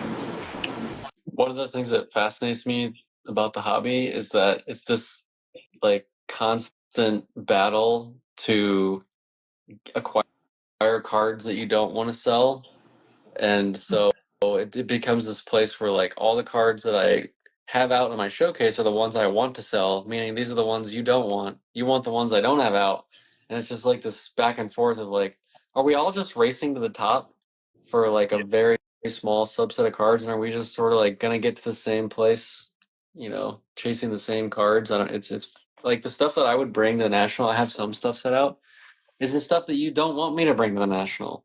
The people that see what I have and that know who I am and what collection I have, they're almost like, what the heck is all this crap? You didn't even like. I know this is your second tier pile. Where's your real stuff? Yeah, And exactly. It just is like, it's so funny to me. Exactly. No, it is, man. That's the name of the game. It's the paradox of it all is that, and it comes back to every situation. Like when you see the story post of somebody with the get your bids in and the link to their card, and it's like, you don't want this card. Exactly. That's what I'm saying. That's me as the buyer. You don't want this card. Yeah. Exactly. So, and the race is to get to cards that are just that you would never bring yourself to sell. That's the race. And then if everybody's racing to that point, eventually we reach a stalemate. Eventually, nobody's selling anything. There was a show. I think it was my second show, maybe like Chicago 2019, and I remember speaking with a dealer. He had really nice stuff out, and I could see him like behind the table, like messing with cards, and he had nice stuff up at the front in the case, and I'm sort of like, my thought is like, what cards are you messing with back there that you're not showing me? And he's like, he just wouldn't tell me, like, oh, it's nothing, like, don't worry about it. And it's like, I want the cards that I don't even know what they are more than like what's exactly in front of me. Exactly. And then, so maybe there's some very savvy dealers out there who understand this dynamic. And like when you walk up to the table, they shuffle some cards, they're out of sight. You're like, well, what's there? And like, you don't want, but then eventually they do come out, Yeah.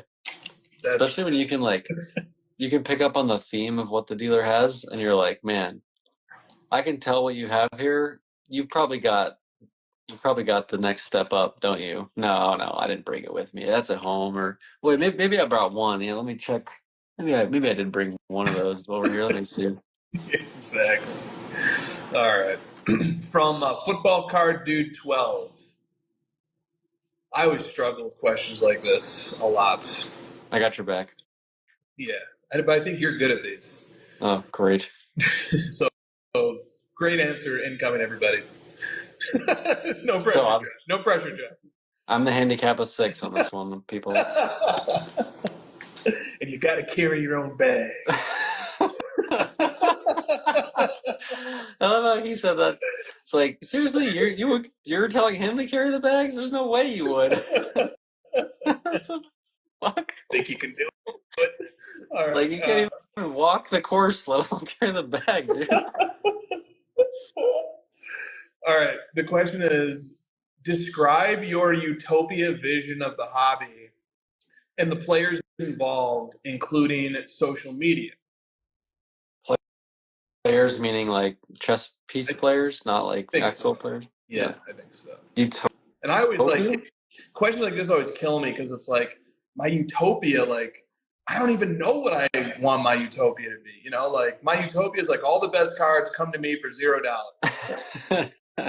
Yeah, I was going to say the utopia for cards is kind of like the dystopia, which is absolute chaos.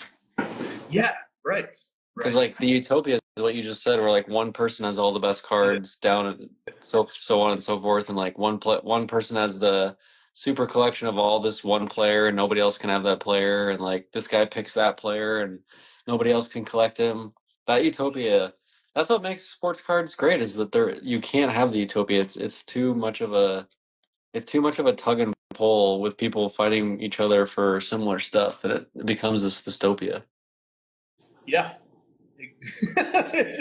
It does become a dystopia. Well, the Upstate Sports Cards has a good comment. Yeah. See his last comment? Yep. I agree with that. Yep. That it's when influencers leave. So maybe the utopia is just like all collectors. Yeah. But even then, I question all this because like they have nothing to hate. And I need something to hate. And I need something to be I need something to contrast what I like against.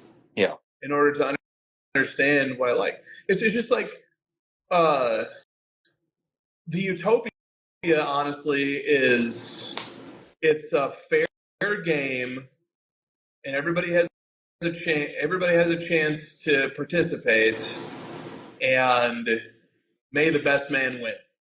That's which is the opposite of utopia, right? But it's like, it's like, what would be your utopia in real life? Well, give me, $1 bazillion, and I'm 8 foot tall, and I'm stronger than everybody, and no bullet can kill me, and I can kill everybody. You would hate that. You would actually hate that. Yes, it would be miserable. It would be miserable. You couldn't die. It would be miserable.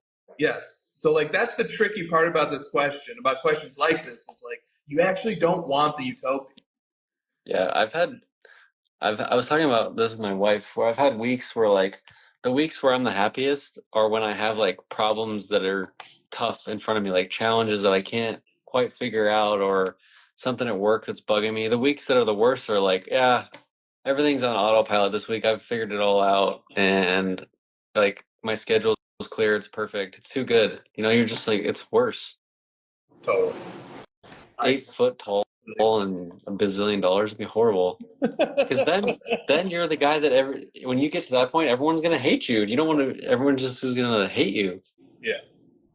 Yeah, exactly. It's like, and I didn't earn it. Like it wasn't a fair game.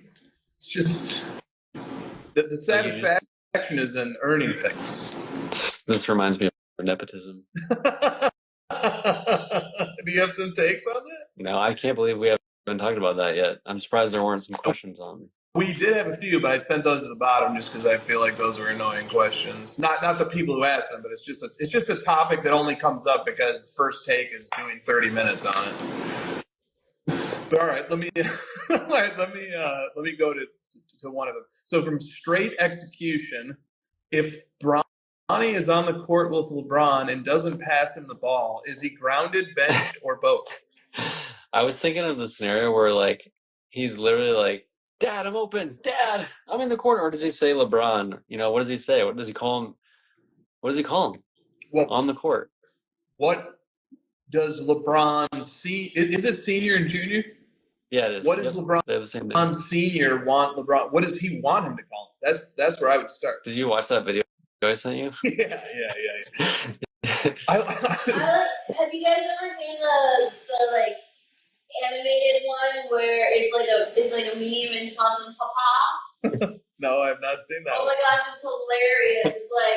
It's so funny, and he'll talk normal, so the guy who creates it, he'll talk normal the whole time, but once Bronny is calling him Papa, it'll be like, Papa? It'll be like, where would you like me to pass the ball to? Papa? It's just hilarious. Okay. Anyway. Yeah. So the video you sent me, and I like Reddick's guest appearance in that video too. Yeah, those guys. LeBron himself, he's acknowledged that channel before. He's called out that he thinks that guy's funny, and he's invited him to stuff. So he's probably seen that video that I sent you. Yeah, I mean, obviously those guys both know people are making fun of them, and they're making jokes about it. It's open season for that. Without too much deliberation, I do think my instinct is that he's going to call him whatever he naturally calls him, Dad, Pops. That's what he's going to go with when they're on the floor. But when LeBron has the ball and he hears Dad, yeah, yeah, yes. I think that's because you know what? Because that's what's natural. So. You don't want to be you don't want to put your mind into an unnatural place where you're on the floor where you're having to think. You want to be in a flow, and I just think, I think it's just going to be Papa. Me Papa. Yeah. And then Long Island Sports Cards had a different slant on this, a sports card slant. Okay. Oh, Stiff Arm Wax says maybe call him by his jersey number. Yeah. I did think of this card today. Yep. It kind of just at least brings that card back to my memory of oh yeah. Yep. Now they're on the same team. It makes it a little bit more interesting. It worked out nicely that they got on the same team. So you're saying that guy got a steal? I'm just waiting for you to tell everybody it was you. Are you you kidding me? That's a high school card. No, thank you. if both the first one like that, where they're both in their Lakers uniforms, is pretty cool. Yeah. All right. Yeah, there's definitely gonna be like a dual. That'd be cool. A dual logo man of him, those two together. But it won't be autographed. Right. Right. Well, but eventually, Topps can make one. Yeah, but it won't be the first one in there. It won't be It won't be during Bronny's rookie year. Yeah. All right. From Long Island Sports Guys, if LeBron scores 10 and Bronny scores 0, they will be the highest scoring father and son duo in NBA history. That's a good one. If LeBron scores 11 and Bronny scores 0, guess what? New record. We are potentially looking at history on a nightly basis. Panini is going to cash in with the instant program. They did this last year where it was like LeBron scores the most points ever by someone in their 21st season. It's like, every time he scores more than 9 points. Every point. Yeah, every time he scores more than 9 points in a game, he's breaking the record. We get it. Yeah. Okay, a little bit of a longer question here, but the question asker feels very passionately about this topic. I think he's got a legitimate point. This is from Prison Mike PC. What can we, the collective hobby, do to stop Beckett from screwing people over? The hobby spends a lot of time calling out non-payers, card trimmers, scammers, etc. But I don't know if any of the aforementioned have caused a greater loss of money for buyers than BGS continuously slabbing backdoor 90s cards that were not pack pulled. So this is his issue, and it's a real issue. So some recent examples include a Steve Young PMG Green that sold multiple times on PWCC, a PMG Green Desmond Howard that's currently on eBay, and just yesterday, a dealer was offering a 1998 Collector's Edge Odyssey Single Edge 4Q 1/1 of Brett Favre. It's significant because it's a very early 1/1 for Brett Favre. The dealer purchased it raw from PWCC with authentication by NBA. He then had it graded by BGS on June 14th of 2024, so just 2 weeks ago. But the card has no serial number. There's no 1/1 stamp. BGS slabbed this card as an actual 1/1 from that set without doing a single bit of research on it. And I have seen the slab. The slab does, in fact, call it a 1/1. The slab should at least say missing serial number, which I completely agree with. Better yet, it should not be authentic because it is not from a pack. Therefore, how can it be authentic? This mindset of authentic backdoor cards is absurd and is perpetuated primarily by BGS, and it has to stop. Yep. What was the other MJ Auto thing? That trick? That was a few weeks ago. Remember that one? With the stickers? Yes, the sticker thing. That is another one. The Sharpie PMG. Oh, dude, yeah. The Sharpie PMG was said to be a clerical error.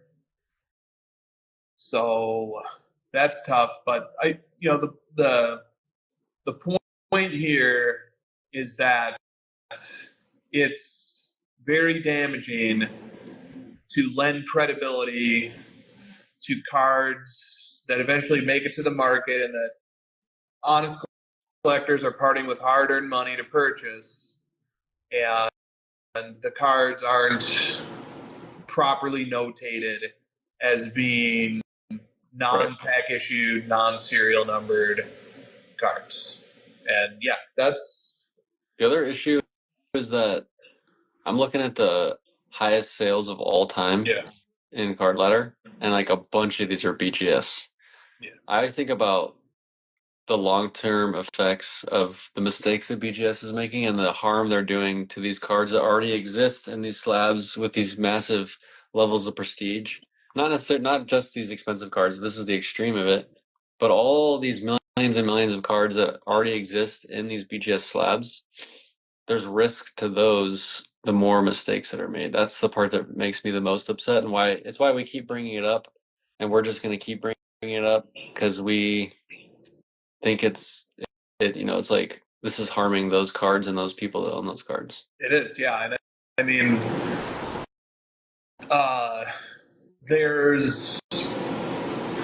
it's reached a point with Prison Mike PC as an example, but not only him, where people are just throwing their hands up in frustration, like, why?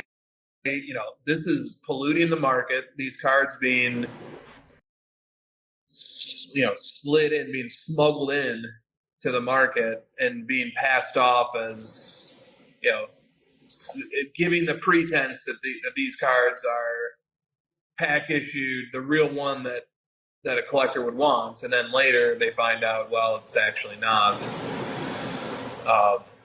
Completely understand the frustration. Do want to put a spotlight on it.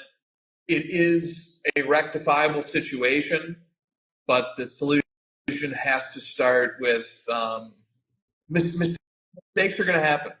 Mistakes are going to happen, but the solution has to start from a place of, like, any grading company is going to take these issues very seriously and do their absolute best to minimize this from happening, and to really clearly identify cards that we're slamming this as authentic because it is authentic to the manufacturer, but it is not a pack issued card. It is not a card that comes with a serial number. It is something entirely and totally different. Yeah. We're not even talking about them getting tricked. We're just talking about, like, easy decisions, like, that we all are. These are, like, common sense ones. We all agree. Yeah. Exactly. Frustrating. All right. Next up from WTF Frankie podcast. When you're buying one-of-ones for your PC, do you comp them to other one-of-ones, or are you just throwing money at them until you hit? Yeah, how do you do this? How do you comp some of these one-of-ones that you buy? Well, a lot of times there's a pretty close comparable. So one of the ones that I bought last week, the player and the set also had one sell a month earlier. So, it was just the one I bought was the 2023, and the 2022 had sold 30 days ago. So there are comps out there. Do you use other players? They're pretty helpful. What's that? Do you use other players? Like, you take the Anthony Edwards and you divide yours by 100?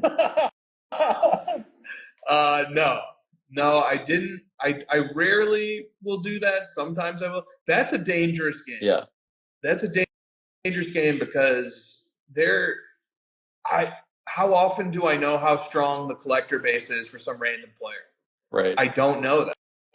I don't know if this player is just has like a few dealers who are buying their Prism Black one-of-one, and that's why that they have a market, but otherwise they don't. And if I ever, that there's really no collector that I could sell this to, and I don't know how. And like, I can't.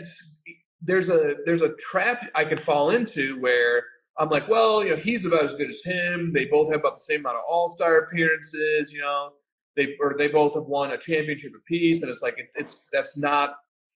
that can be helpful, but there can be players who just have fervent collector bases versus others who don't. And yeah, I know. I've heard you, when you're doing the one-on-one thing, I've heard you say to me, like, that you kind of are implying that all of the years of the one-on-ones are the same price if it's not a rookie, where you're like, oh, I bought the third year for X thousand. I'm looking to get the new one. It's going to be the same. Or this is like the starting point. Yeah. This is some of that. Definitely some of that. Especially when you get to like fifth year, sixth year, seventh year. Yeah. Second year can have a premium by virtue of being second year. I've found that. And also, like, second and third year, if we're talking about a player whose cards, like his second year card is 2017 or something, you don't just, like, it becomes very rare to see those. Like, with Jokic as an example, he'll have Prism Gold from the last 2 or 3 years. A few of those will make it to eBay in a given year. But his 2016 Prism Gold, you're just not going to see that. That's I'm going to pay more for that card if I want that card, just because I know it's so much more difficult to track one down. Yeah. Was there also a issue with grabbing the one-on-ones, like, right out of release? Like, because you have to go through the breaker, and there may be you have to pay up. battle for the flippers that want the newest product to flip at the shows because it's top of mind. 100%. Yeah. You have to pay up in that situation. Yeah. Dang. I figured. Yep. Like if you're paying $1,000 for a given card, you paying like $1,500 or $2,000 for the new release. Yep. Either that or like wait for it to go through the vortex and hope it comes back out. Not worth the risk. Yeah. Or, and then also like when the card's at auction on eBay and there's a zero feedback winner wins the card. Like I have this exact issue right now. I almost got a fourth card this week, but I actually was asleep at the wheel and I missed when the auction ended. And it was the Jokic rookie year 1-of-1 autograph card, which is you just don't see those. One came up on eBay and I missed the auction, but a zero feedback bidder won. And so now I wait for either this card is going to hit the vortex or it's going to get relisted. But maybe neither of those happen. Maybe some guy new to the hobby from Denver, won this card and it's getting put in the drawer and I'm never going to see it again. Yeah. We were talking about the utopia, dystopia, and I kind of said I didn't really want to take a stance on it. Let's just, let the chaos happen and just let it go. But there is a special place in hell for the dealer flipper who hoards 1-of-1 cards of cards they have no interest in keeping long term. They're just doing it just to fucking hold all these collectors hostage of all their favorite 1-of-1s. Special place in hell. Yeah. Yeah, I mean, we are definitely verging into used car salesman territory. That's just like the worst. Yeah. Yeah, where it's like, or my brother was telling me about a funny experience he had at a mattress store not long ago, where the salesman just, took him to the most expensive mattress, marked it up entirely, like thousands and thousands of dollars. And then he was like, okay, I'm not really interested. I'm going to leave. And then he was like, well, I'll knock off a bunch of money for you if you just buy it today. And it's just like, this is all just an upsell scheme to try and see how much money I can extract from you before you walk out of the door. There you go. I was getting a used car like 10 years ago now, and I found it because it was a listing online, and they had the price listed on there. And I got there, and he quoted me a higher price, and he was like, "This is a great deal. I looked at your credit score; it's amazing. You're lucky to get this offer." And I was like, "It's literally higher than what I came here for, you dummy! Like, fuck, I can see the price, dummy." It's just awful. There's very little value add. There's very little. Stiv says that the salesman called him today and he blocked him immediately. But there's not economic value being added. I guess the argument you can make is like, okay, they're bringing something to market. They're adding a level of efficiency in that regard. But most of the value is just a game of extortion. Let's just see how much we can, nudge this guy into overpaying. It's like the 1-of-1s, they pay $4,000. I'll give you $5,000. I lost. You beat me to the whatever secret breaker deal you had, whatever. But the point when they're like, I need $12,000. It's like, give me a fuck. Are you serious, dude? Come on. Well, I'm not selling for anything less than 12. All right, well then you're going to be holding a lot of weird 1-of-1s for the rest of your life. Exactly. And like dealers need to understand something here. Of course, collectors are going to hate this. Like you don't get to have your cake and eat it too. If you're going to play the game this way, you're going to have to be tolerant of collectors who are not fans of that practice. That's the one thing that kind of becomes a pet peeve for me is then, people are like, well, how can you, what do you mean, how can we, of course we're going to be frustrated that we have to pay more money or extreme premiums. There would be something wrong with us if we weren't frustrated about it. We're just like docile, just like fine, take my money. Like, you really want it to be that easy? Right. Exactly. All right. Got time for just a few more here. This is a crazy topic. Let's just do it. From the Jordan Great. exchange. Oh, great. I did see this one. Yeah. I like what Ankesh says here. He says dealers don't have the net worth to hold, so if they're wrong, the market will speak. Indeed. That is what it boils down to ultimately too. Okay, from the Jordan exchange. Messi is considered the GOAT by many. Is his legacy tainted at all by the fact that he used performance-enhancing drugs to get where he is at? Doctors agree that his height was to be 4'7". A dwarf's height is under 4'10". As a child, instead of letting him be natural, his family got him various PEDs to increase his stature. Should this fact mar his legacy? This is a real thing? Hold on. Okay.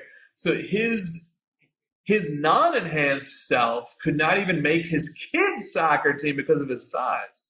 Thought-provoking, I think.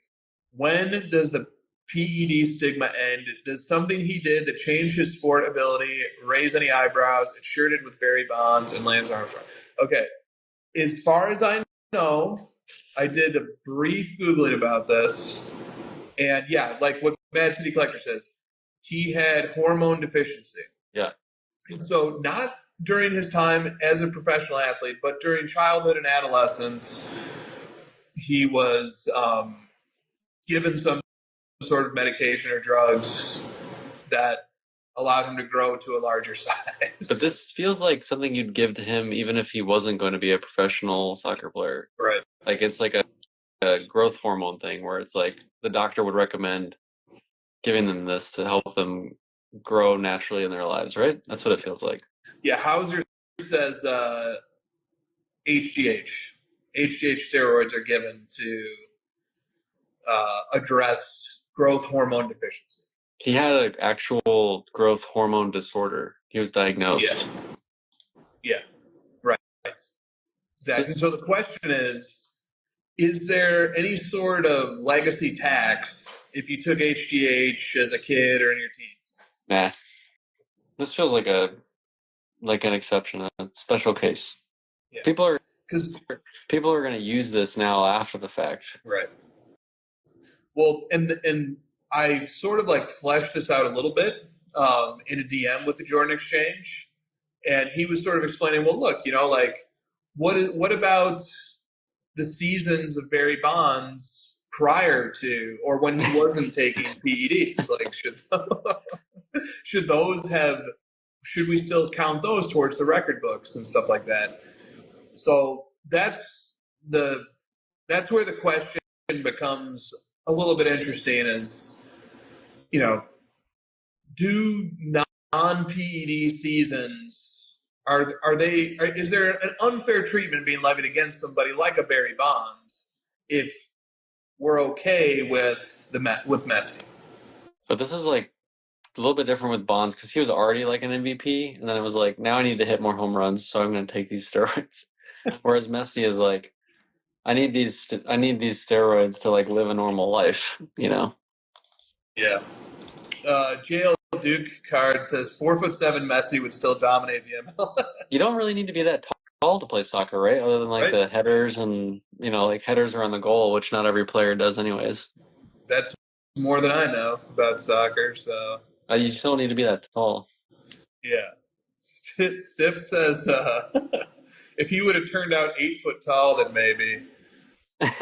The 8 foot tall is like he's stuck on that 8 feet. That's what you said. That's my utopia is taking HGH until I get to 8 feet tall. Then you're still like almost as tall as Wemby. Yeah, not quite. My standing reach is still smaller than Zach Edey's, though. All right. We just have a few minutes here. Is there anything super pressing here that I want to get to? Yeah. I was thinking, isn't Messi like still pretty short? He's like, he's small, right? He's a small guy. Yep, he is. Yeah. All right, let me just do this one last question from Weekend Up Nate. He put a lot of thought into this. Here's the topic. I have always thought it would be fun to see a card duel where two owners of the same card have a 1v1 auction where the buyer buys the loser's card for the highest bid. This could be a very fun thing to do at the card ladder booth. Potentially, it could even be used as a card ladder comp. It seems like a fun spice to add to the somewhat monotonous card show environment. And so here is an example of how this would work. If me and you each own a Luca Prism Silver PSA 10, we each take our cards into the card ladder booth and we begin bidding against each other incrementally. You bid $600, I bid $650. Let's say that you bid $1,100 and I choose not to continue bidding. That means you would buy my copy for your bid of $1,100.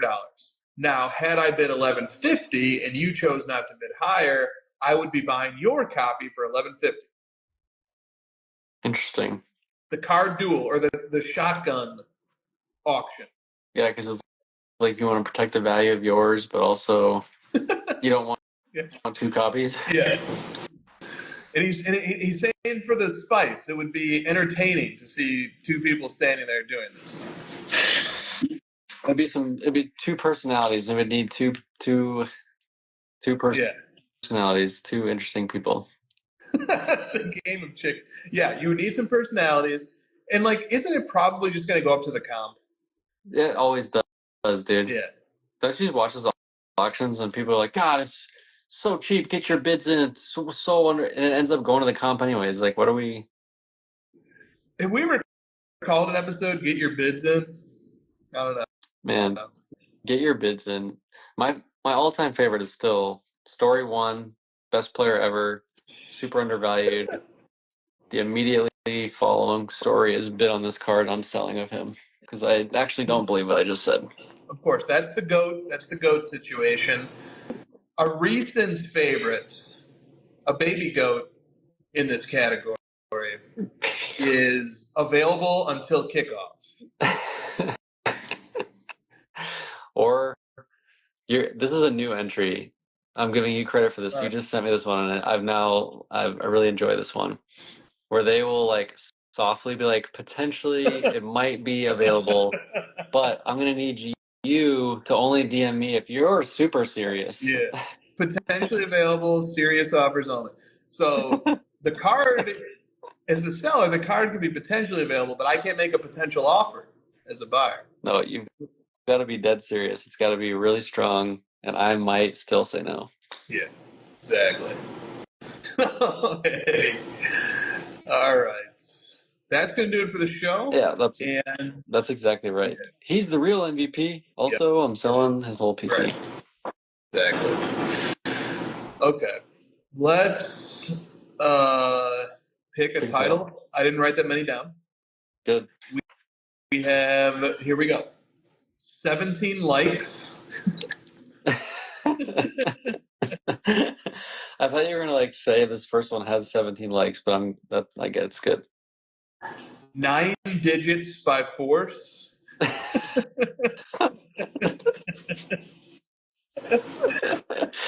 The ultimate middle finger graph. I feel like we've had one like that. Doesn't that last one sound like someone's fingers are getting cut off?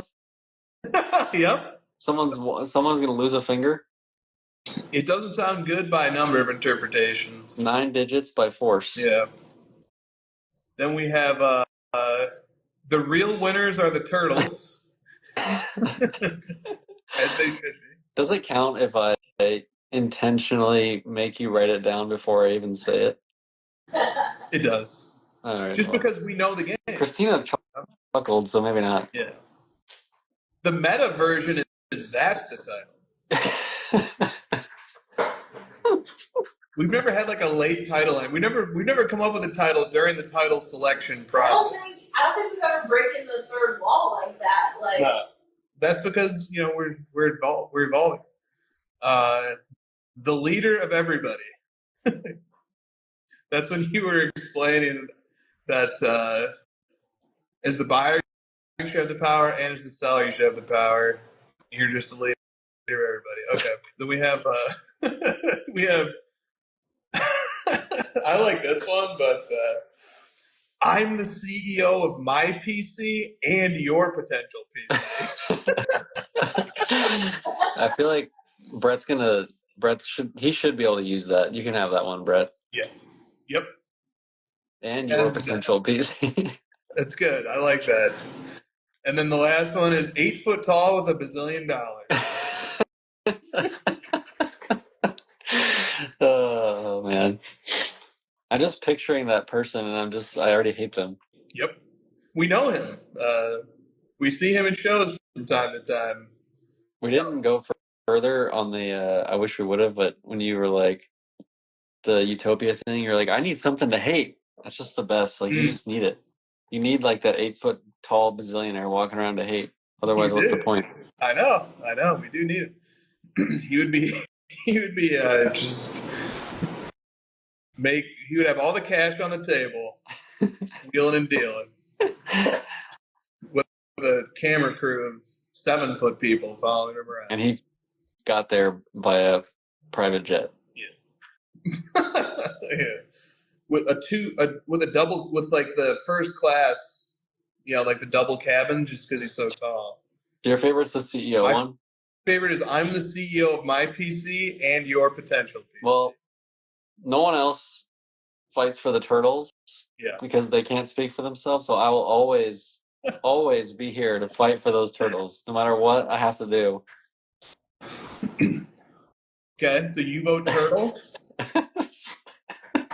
See, these are 2 recurring themes. One theme is like gently poking fun at flippers a little bit. Yeah. The other theme is environmentalism. Which I'm okay with everyone not caring about it. Christina, do you have a vote? That means she doesn't. Yeah. All right. We can go with the turtles. We have more. We don't have enough environmentalism in our.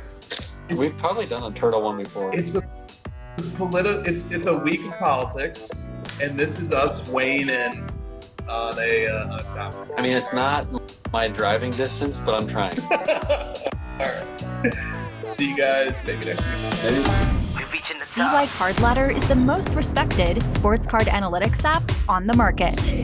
We have virtually every card in our system. If the card you are looking for ever sold on one of these platforms, you can find it using Card Ladder's sales history. Easily find recent comps and get a better estimate what your cards are worth. CY Card Ladder is the most trusted and the most reliable sports card analytics app on the market. We know what you want, because Card Ladder was created by collectors for collectors. Join the innovators, not the imitators. Card Ladder, constantly innovating. Try it for free. CY Card Ladder is the industry leader in sports card data. Card Ladder, we're just getting started.